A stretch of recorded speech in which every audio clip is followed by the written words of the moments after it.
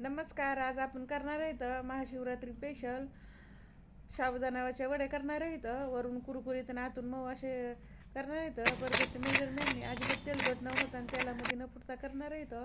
रेसिपीला सुरुवात करू.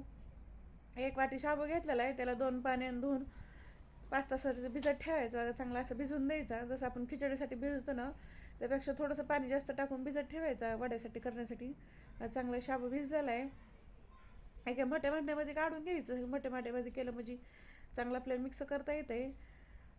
हे सगळं शाबू टाकून घेतलं की त्यामध्ये अर्धी वाटी शेंगदाण्याचं कूट टाकून घेतलेलं आहे. भाजल्या शेंगदाण्याचं कूट असं थोडं मोठं मोठं ठेवायचं.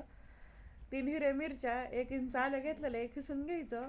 तुम्ही आलं नसं खात नाही टाकलं तरी चालतं. 1 छोटा चमचा जिरे टाकायचे, चवीप्रमाणे मीठ टाकायचं आणि मिडियम साईजचे 3 बटाटे घेतलेले आहेत.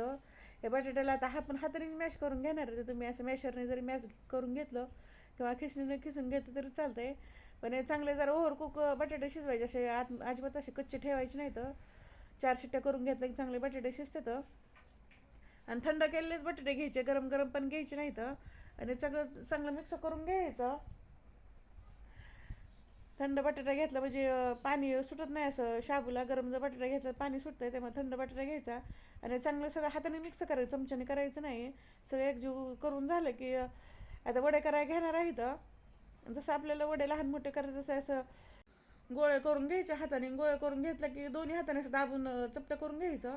असं गोल वडे करायचे, असं पातळ नाही करायचे, जास्त असं जाडे करायचे नाही, असं मिडियमच करायचे. चांगले असे वडे सगळे करून झाले तर तळून घेऊ. तळण्यासाठी चांगलं तेल गरम करायचं, असं कडकडीचं तेल गरम करायचं नाही आहे. आणि त्यामध्ये बसतं तेवढंच वडे टाकायचं. बारीक गॅसवरती किंवा मोठ्या गॅसवरती तळायचं नाही आहे. मिडियम ते हाय गॅस करायचा आणि त्यावर तळायचं. एकदम बारीक जर गॅस केला त्यामध्ये वडे फुटतात.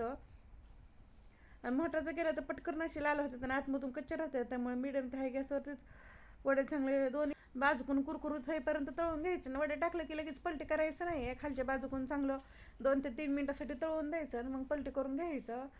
की छान असे वडे पण फुगलेले येतं आणि कुरकुरीत वडे तयार झाले आहेत. वरून असे कुरकुरीत झाले आहेत आणि आतून मऊ की छान असं पण कलर आला आहे. सगळे वडे आता असेच आपण करून घेणार आहेत. सगळे वडे तयार झाले आहेत आणि ते झटकीपट होत येतं. अजिबात तेलामध्ये फुटत नाही किंवा तेलच येत नाही.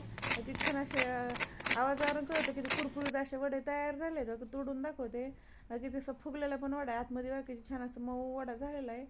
हे माझी रेसिपी कशी वाटली कमेंटमध्ये नक्की सांगा.